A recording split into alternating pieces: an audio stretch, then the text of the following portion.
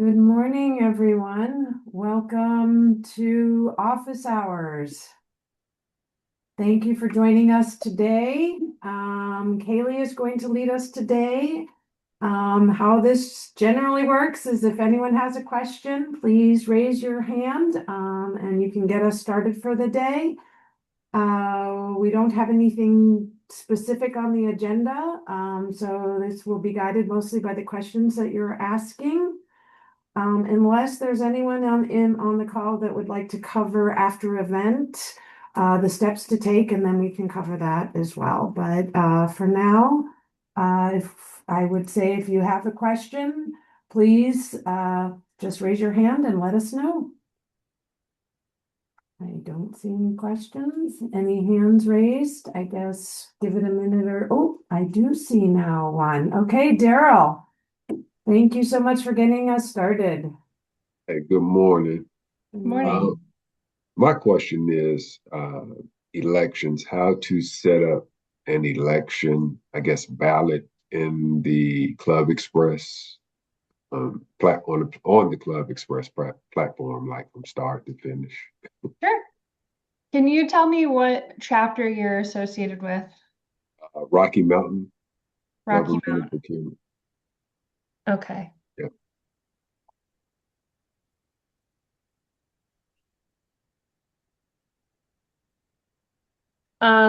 First thing I'll say is with elections, obviously the most important thing is that they're confidential, and so you want the survey responses to be anonymous, but you also want to make sure that anyone that has access to your elections module, you may need to change the settings on that access. So Daryl, if you are in your control panel, under chapter, you have this section that is administrators and coordinators. And so for the time being, when you're running election, it's a good idea to come in here and look at who are your administrator levels and who are your coordinator levels. And we do go over this from time to time. The difference between the two is that the administrators are the top level and have absolute access to everything to change in Club Express, including elections, absolutely everything they have access to. So you try to keep that to a minimum of who has access to everything. Okay. The coordinators their access is assigned.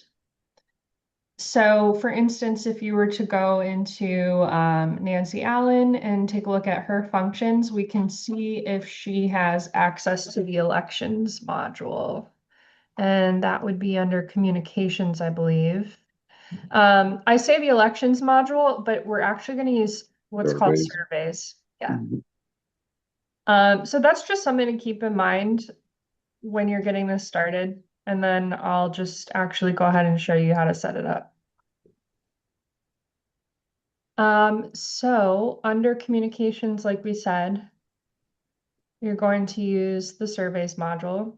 You're going to edit it. And this webinar we're on now is being recorded so I can review it later. Yeah, it is. Okay, perfect. I don't know if you saw that a second ago, but when we landed on the surveys page, there were no results at the bottom until I clicked search. Once I clicked search, it's showing up with all of your previous surveys. That's just a weird feature about Club Express and something to keep in mind for all other modules. So I'm just glancing just to see if you've used this for an election before. It doesn't look Tried to figure it out myself. If you see at the bottom, it says test 2027. awesome. And that's like as far as I got. I couldn't really figure out. Like there's when you go into edit under actions, it says configure for elections, but that radio button was grayed out, so I couldn't click it. Ah, okay. Yeah, I, that's kind of where I got stuck. Okay. This is, okay, so we're gonna start over. Okay. And you can delete that if you need to. Okay, yeah, I'll just go ahead and delete it.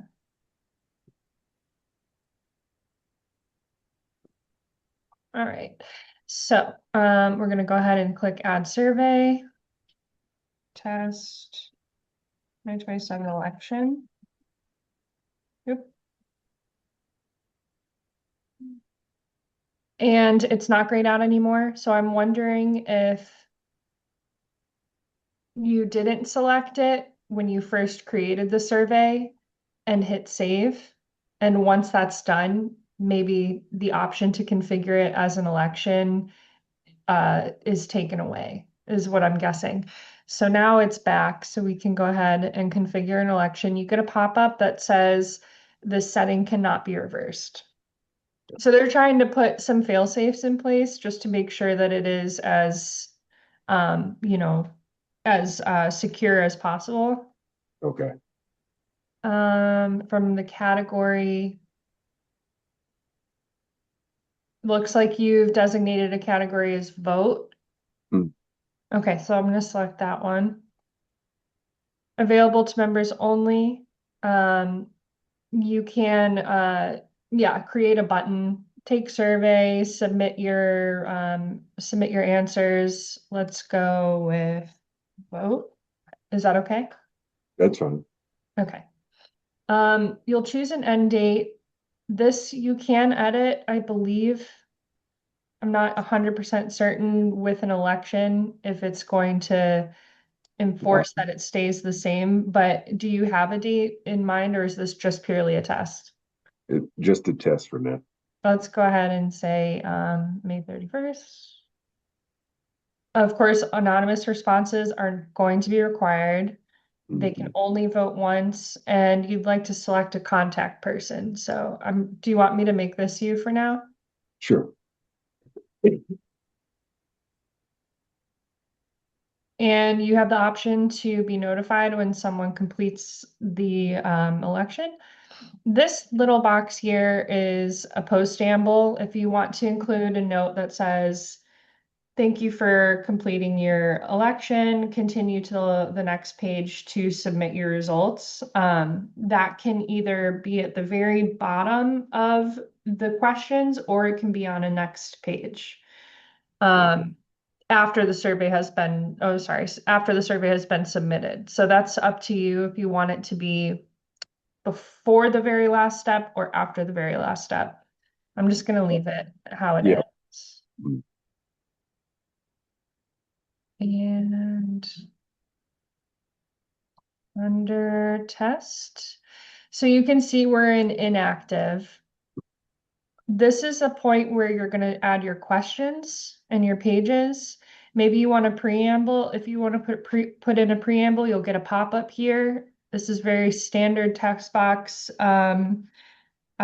Please, or thank you, please submit and your choices. I'm sorry, I can't type it.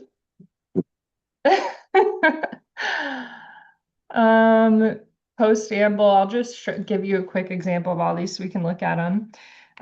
Continue to submit your response and pages and questions.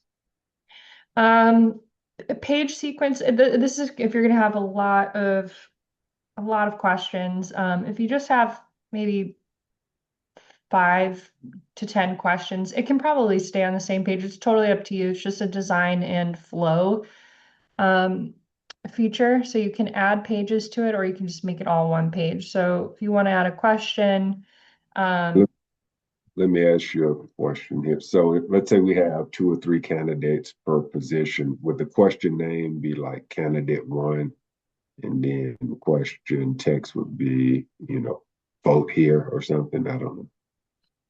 if you have 3 candidates for one position, Mhm. I would make the question The position. the position, and then the question here. Let me show you.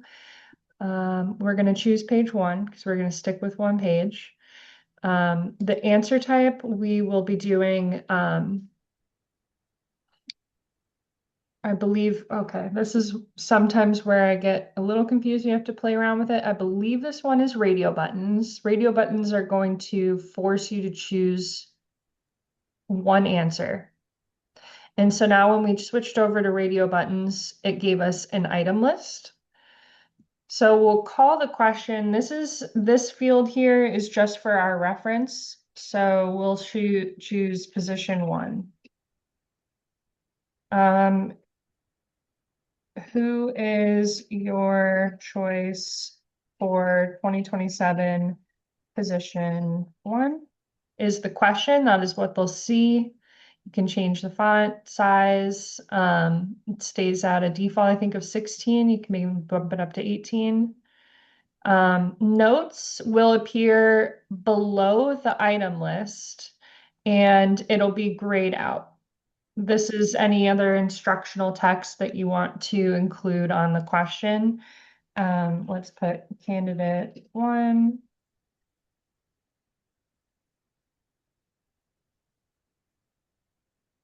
Oh, telling you, I don't know how to type today.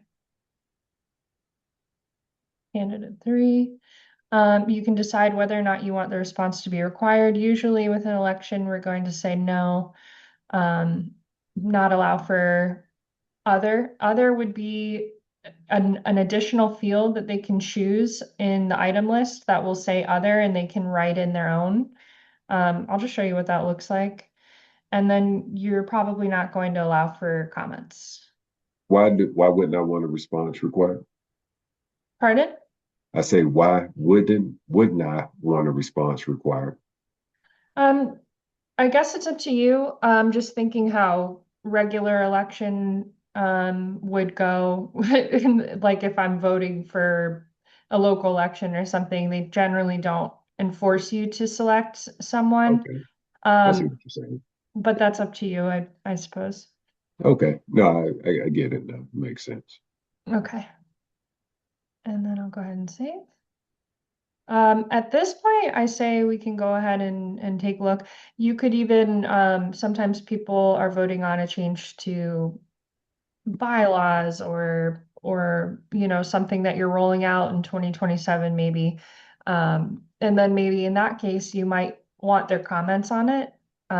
But here is just a very simple radio button. So we'll go back to the survey manager. Before I do that, I want to show you how you can change the display sequence. So I am going to go ahead and add one more question.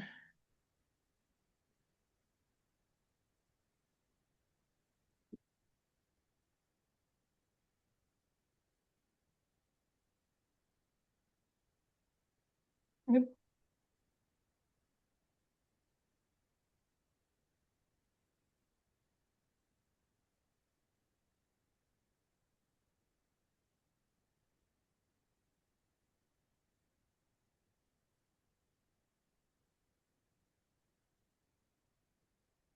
And then I'm going to show you what the notes look like as well.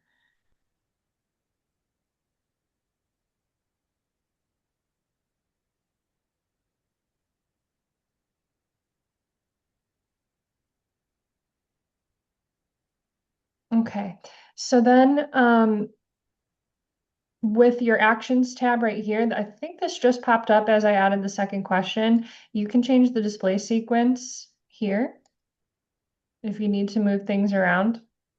I just wanted to make sure you saw that and everyone else on the call. Okay, so now going back to the surveys manager, once you get through this step, your questions are ready to go. You want to see what it looks like and how it functions. We are going to go down to the test election. We see that it's inactive. We need to put it into test mode. So the way that you'll do that is go into action dropdown and click edit. Here is where you find that status. It's inactive. We're switching to test mode and hitting save. And now we'll be able to go ahead and view it by clicking Take Survey under the Actions tab. So here was that preamble that I showed you. Thank you. Please submit your choices. It's on its own page. Clicking next to get to the questions page. Who is your choice for position 1? And as you see, that type of question, radio buttons, it only allows you to choose one. So that's going to be the one type of question that you're going to go for an election. And here's question 2 in the right display sequence. And then here's an example of that notes text where I told you you could provide some instructions, and it does show up at the very bottom of the question. Once they make their selections. And then here's that function of other, write-in candidate.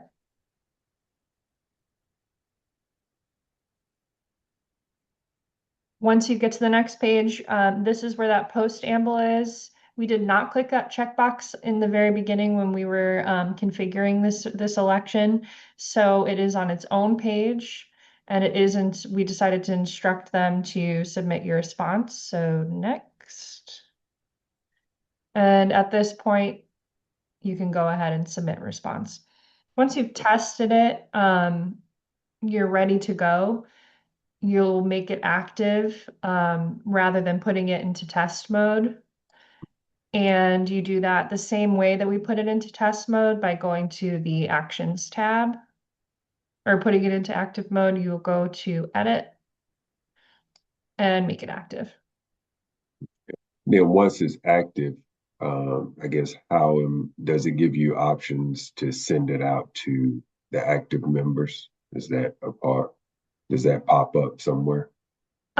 When you are sending out communications via email, I'm assuming.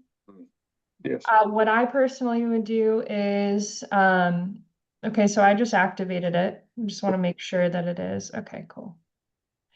So I'm just gonna start up an email. Over in your communications tab, the emailing module. Awesome. And I'm gonna delete this afterwards, or I could leave it, it's up to you. At emailing.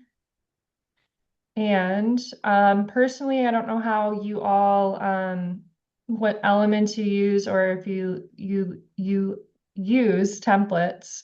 But let's maybe drag over general communication. Looks like you use some one column text here and one column text here. That's perfectly fine. Let's work with that. And insert text here. Maybe we want to make it a button so it's really obvious and user-friendly to go ahead and click that Take Survey button. So you're going to just insert it as a link. Okay. And I'm sure you've done this before. And it shows up here in the link type. You're going to pull a link from a survey. From within the survey, this is only going to show you surveys that are active. Gotcha. So this would not have popped up if I had not have activated it. Okay. And then maybe we want it to be a button. Submit.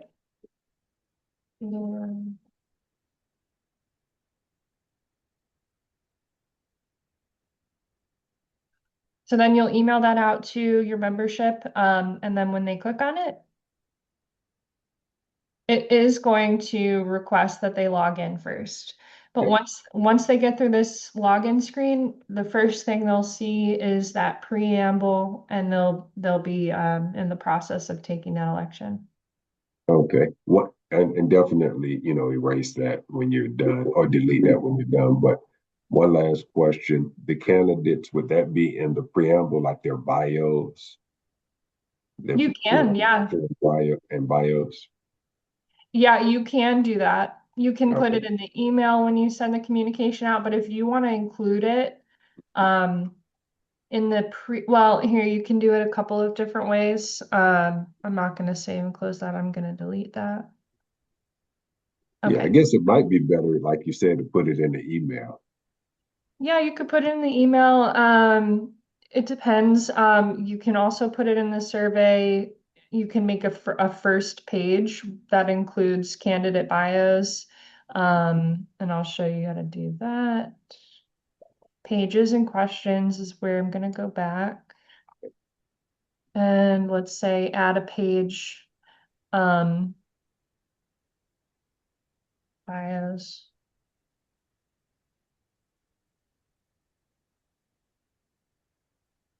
Now, as you can see, the sequence is not how I would want it. So we're going to change the page sequence by bringing the bios before the question pages. Mhm. And then under actions, add question. There's a type of question here called heading instruction text. Um, and this is what you would use in that case. So heading instruction text, you may call it for your reference candidate one bio. And the page is on the bio page. And then you can say here, insert image. And let's go ahead and make that smaller. I've actually never done this before, so this is a fun learning experience. Okay. Candidate one bio. Gonna go ahead and save that and see what it looks like.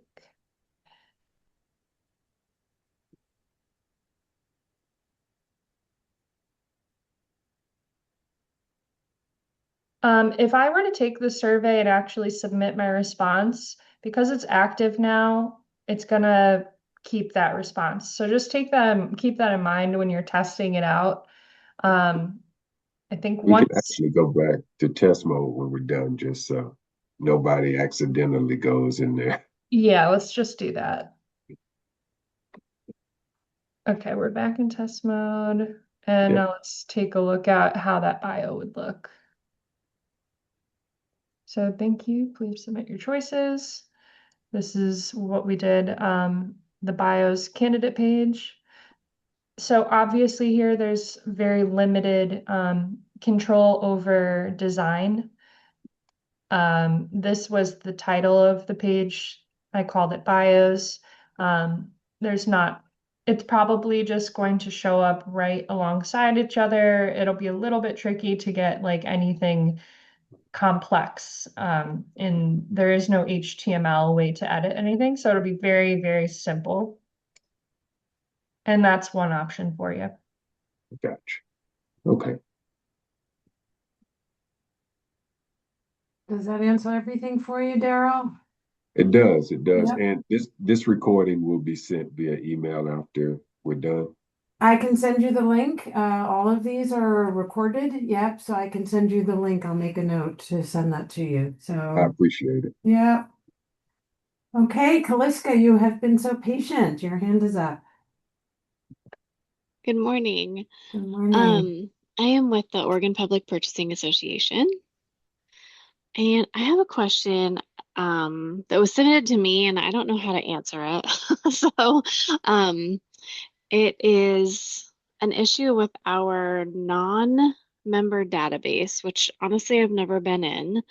But it says we currently have 800 plus non-members in the database. Um, the screen tells her that we're only allowed 1,215 non-members, and then an overage charge applies. Can you confirm, or do you know if this charge is waived for us? It is. I can confirm that. Yes. It is. Okay. Yeah, I Okay. don't know about the a limit being imposed. That sounds unusual to me, but I don't know about that. So, but yes, you should not be charged for any of your non-members. If you do notice it, let me know.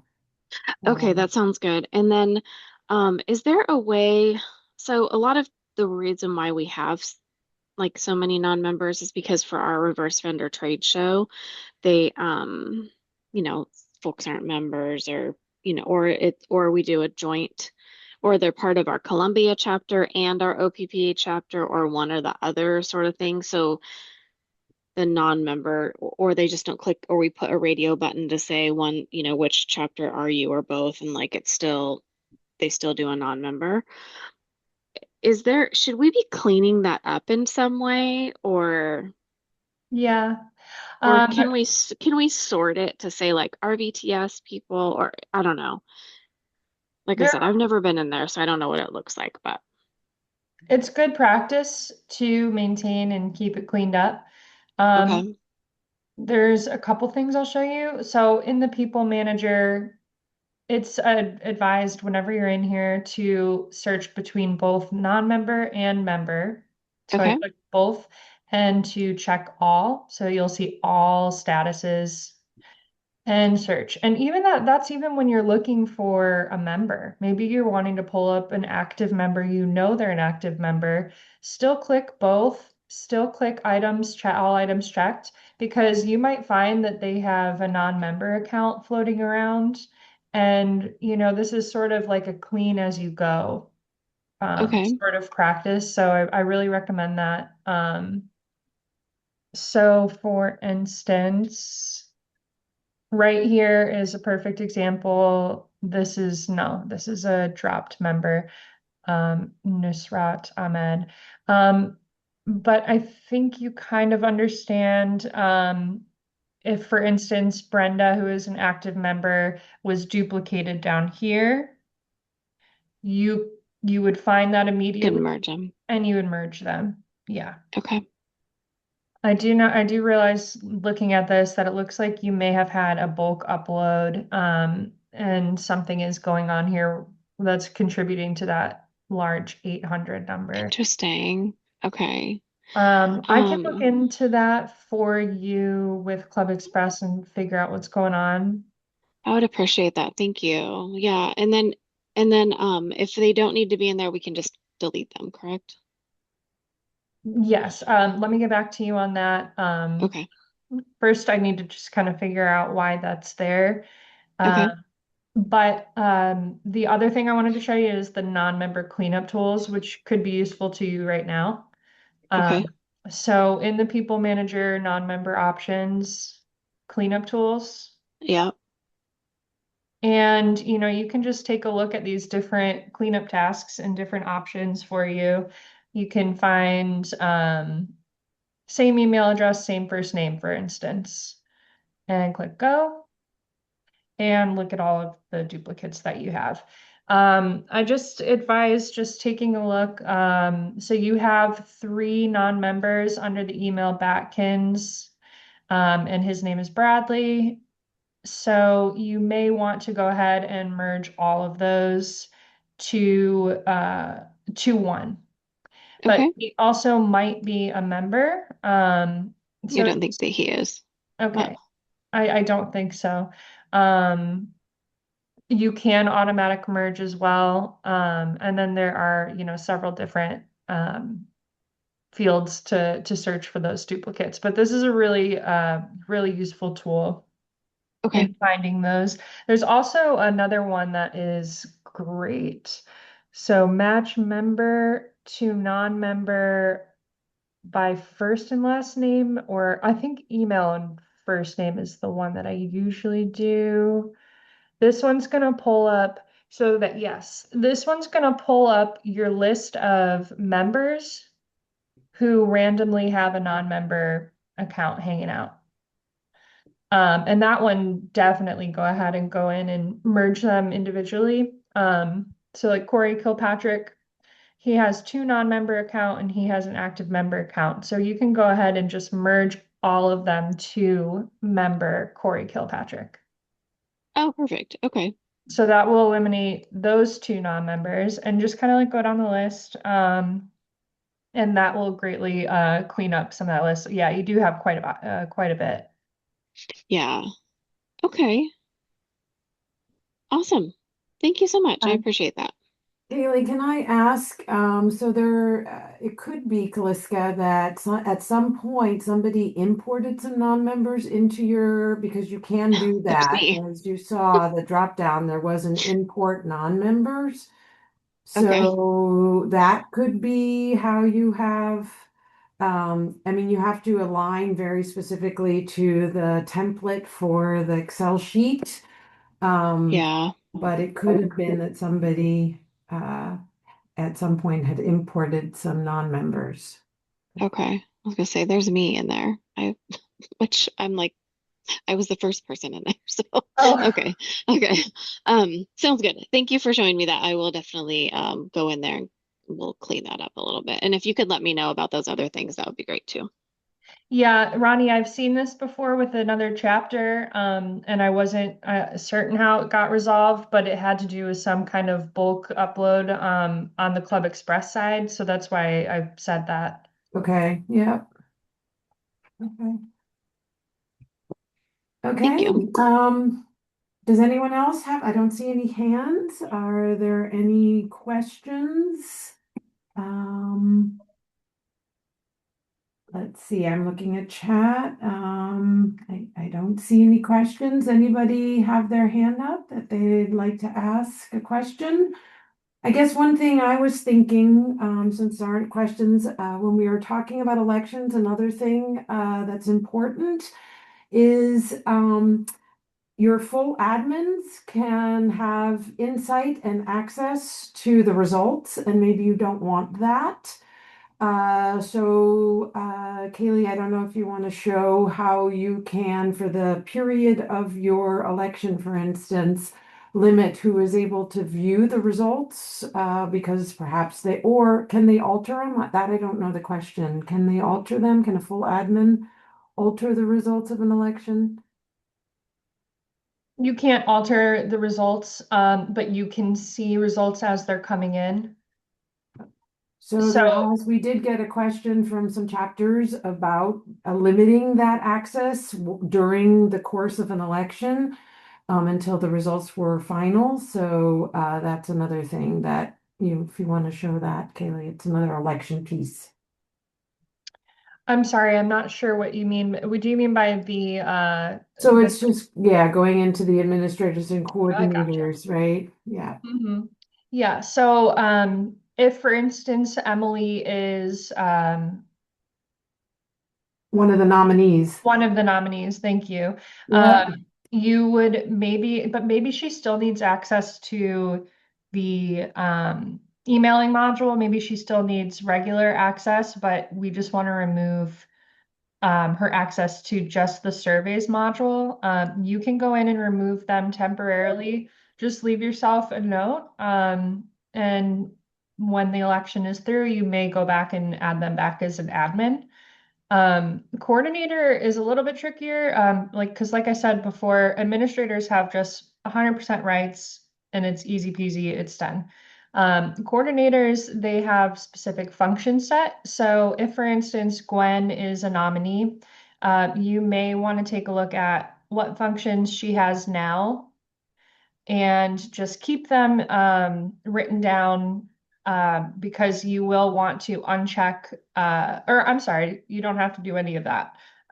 You would just go straight to communications, just remove her from surveys temporarily and click save. After the election, you go back into Gwen's functions and then add surveys back on and then click save again. Thank you. Mhm. Great. Any questions? I don't see any hands up. Okay, then I have a question for you all.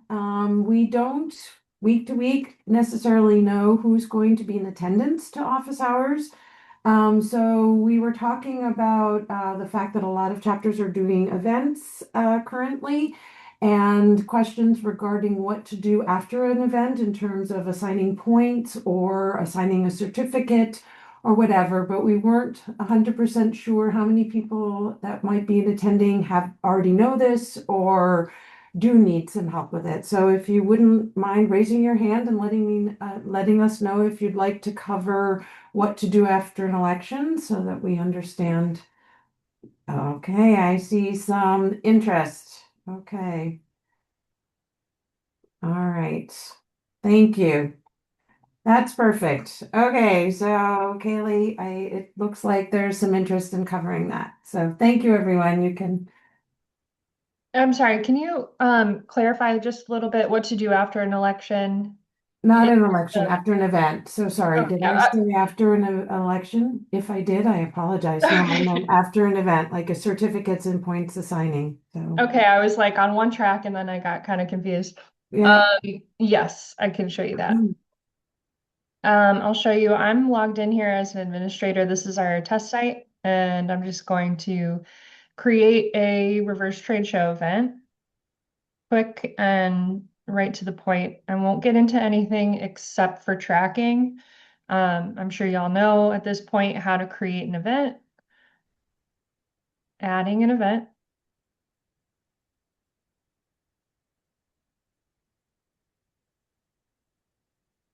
I'm just going to skip everything over. Let's call it a conference. Date visible. Call the start date today. And for depending on how you have your default set up, this may not be checked. You do want to make sure your after the event is selected. You also want to make sure you have registrations, fees, and attendance tracking, who can register and what they'll pay. You may not have email confirmation, everything else you'll probably have, and mark panel complete.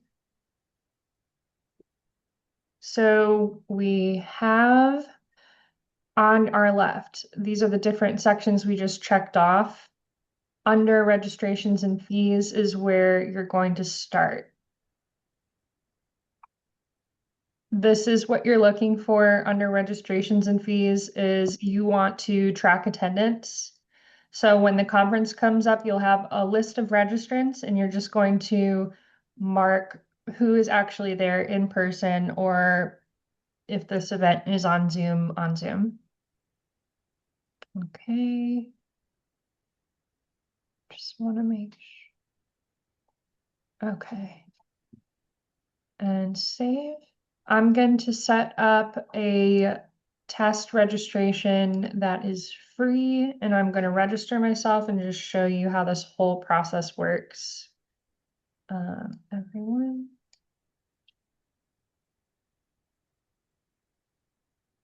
Panel is complete.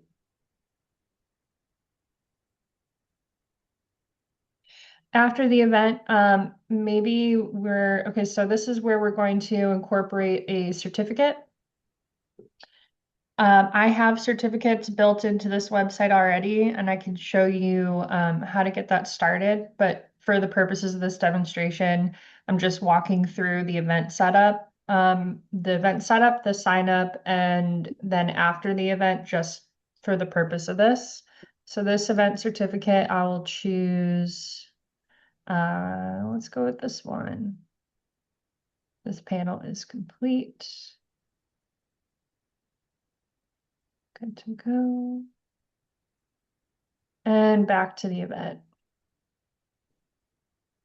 Oh, and here I'm realizing I did not set registration to be required. That is going back to registrations and fees right here at the top.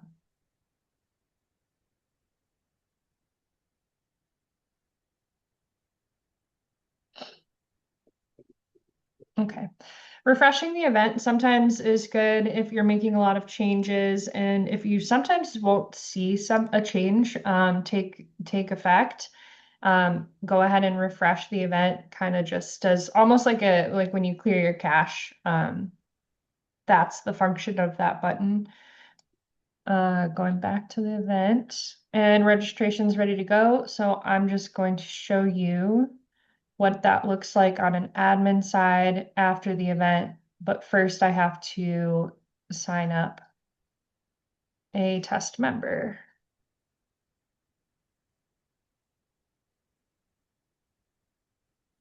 Okay. All right, so I'm Jeremy and I am signing up.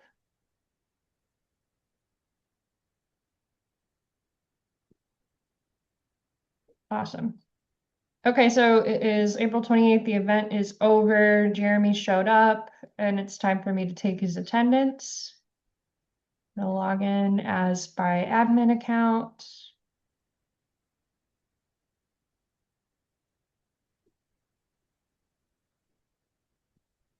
And the first thing that you want to do is mark attendance for who showed up to your event. So go to the event.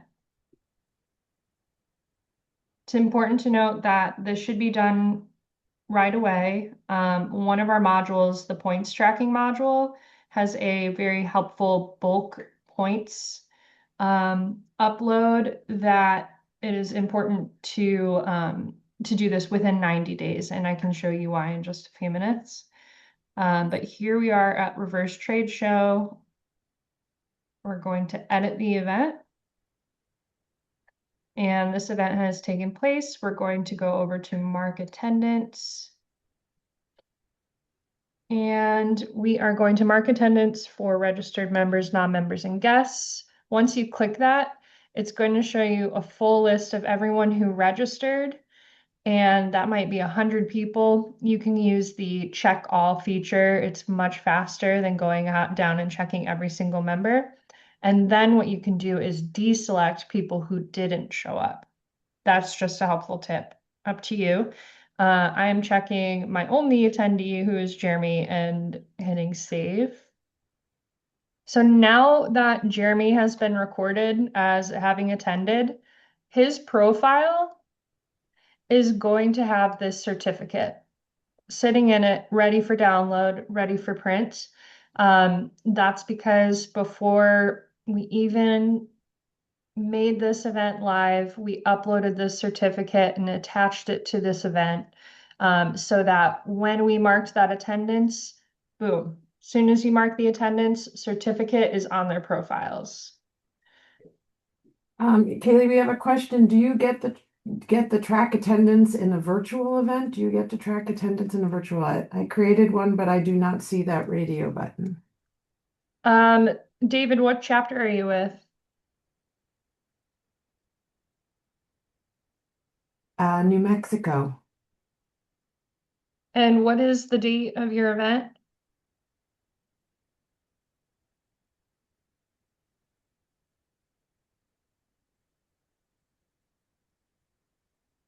429. Okay. Go to edit.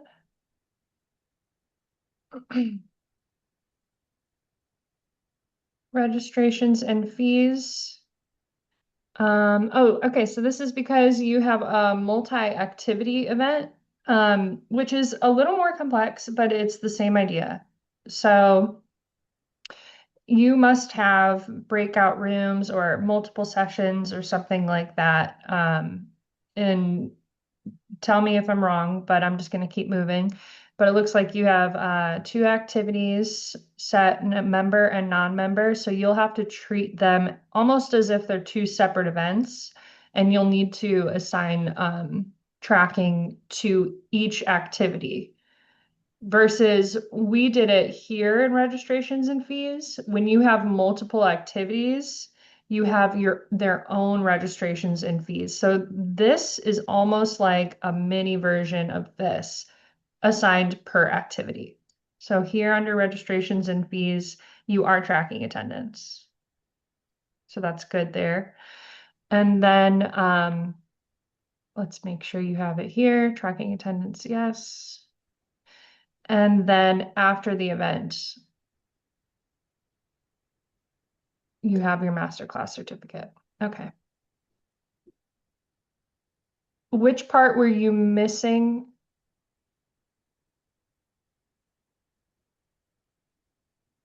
On your event? I think he said he was just following on the event and perhaps not on the activity level, is what Okay, I'm gotcha. understanding. Yeah. Oh, right. So you initially looked here. I see. Yeah. So for tracking, it's going to be now within the activity. Okay. I just wanted to make sure I answered your question. Okay, I'm going to go back to where we were. So now that I've marked attendance for Jeremy, I'm just going to show you a quick glance of what his certificate looks like in his profile. So under People Manager, I'm going to search him up.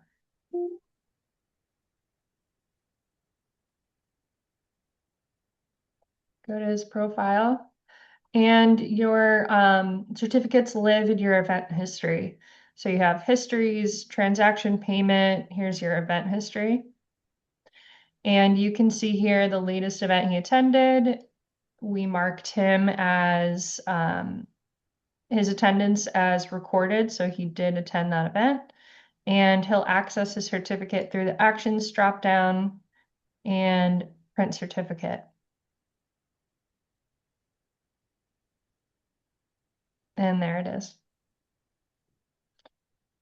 The other part of it that I wanted to mention, which you talk about a lot, but it's always good for a refresher, is you might be marking attendance for points tracking as well. So this is for the purpose of the certificate. You also have points and hours, points tracking to log if your chapter does that. And this is where I was kind of talking about those 90 days. So going back to the control panel, points tracking is its own module in the same way that, events here is a module. And it is actually over here under the website tab as well.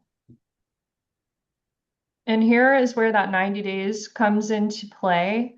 If you have an event, 100 people signed up for it, you don't want to go ahead and assign individually each person through this button here a point for having attended that event.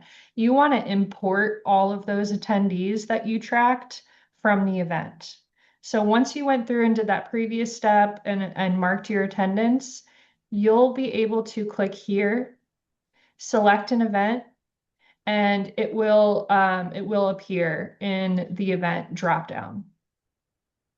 The only way it'll appear in the event dropdown is if it's within 90 days. If it's at 91 days, that event is going to be gone.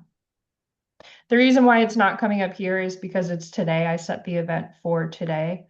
So it thinks it's still happening. But the most important thing is mark your attendance, do it right away. Don't do it within 90 days, do it within 10 days. Get your attendance marked, find the event. You're going to select categories that you've set and chosen.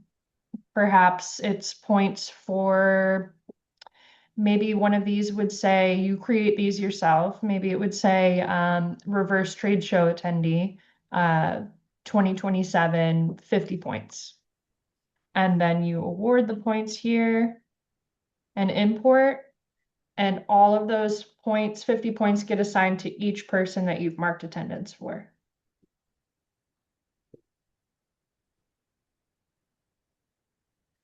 Trying to think. I think that just about covers the general start to finish of tracking an event and what happens afterwards. But does anyone have any questions on that? Anything else? No, I don't see any questions, no hands. Does anyone have any questions about anything else? No, quiet group today. Golly, Does everyone feel good about certificates, how to upload certificates? I mentioned categories here in the points manager. how do you create a certificate, Kaylee? Yes. So certificates, you're going to create a JPG file outside of Club Express. And maybe using your using your branding, your fonts, colors, so that it's consistent with NIGP branding. You'll put a logo on it, and then you'll leave blank space essentially. and you'll upload that JPG, and I'll show you what I mean by blank space. Under your website tab, events, at the very top is certificates. That's where you're going to hold those certificates. And so I have just imagine a certificate 9.5 by 11, landscape mode. Maybe it has a fun border. Maybe the text at the top says this certificate is awarded to. There's a blank space for someone's name.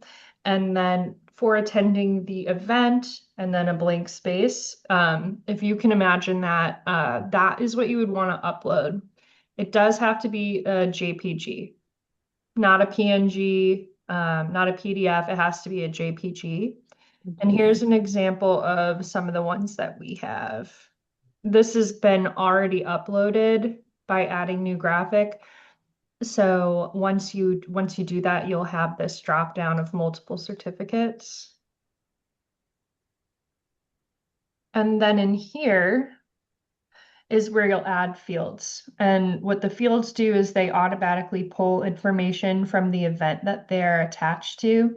So for instance, that certificate that we looked at on Jeremy's profile, it did pull the event title RTS 2027 from the test that I did. And that's what these elements do.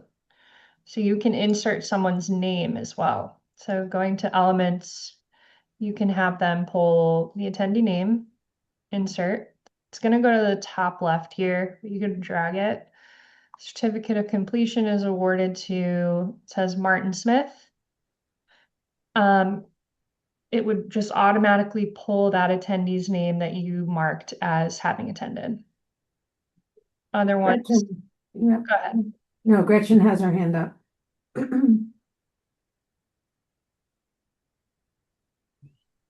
I have a question, not about the certificate. So if you want to continue explanation of the certificate, that's fine. Okay, great, thank you. Okay. I think that pretty much did it, unless anyone has more questions on certificates.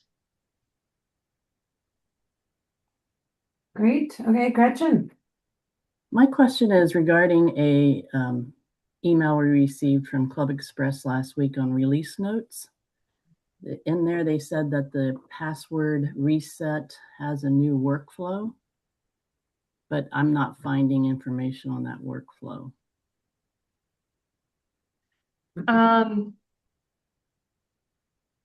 Let me log in as a regular member to check this out. I'm logged in as an admin right now. But yes, that they are able to change their password from their profile. Sorry, I have this automatic login.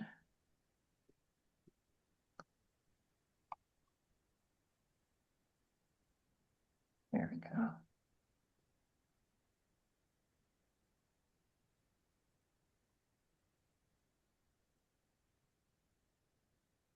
So I want to say before there was a link that said, yeah.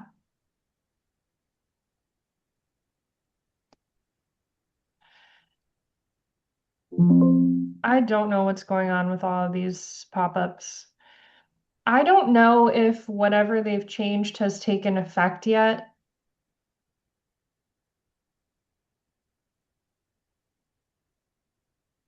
I'm gonna have to get back to you on that.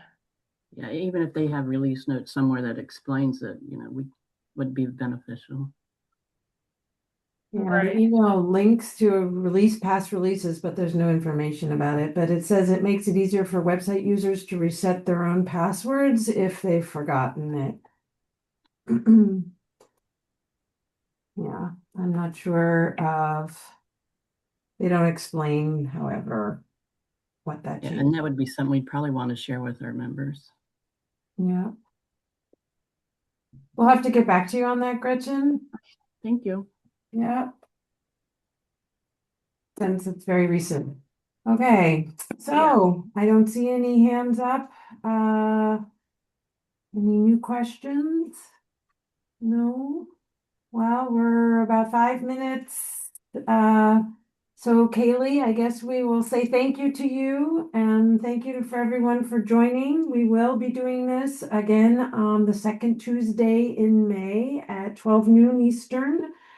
So if anyone has questions or just come to listen in, we hope you will join us, and thank you to everyone. Thank you. Have a good week. Bye-bye.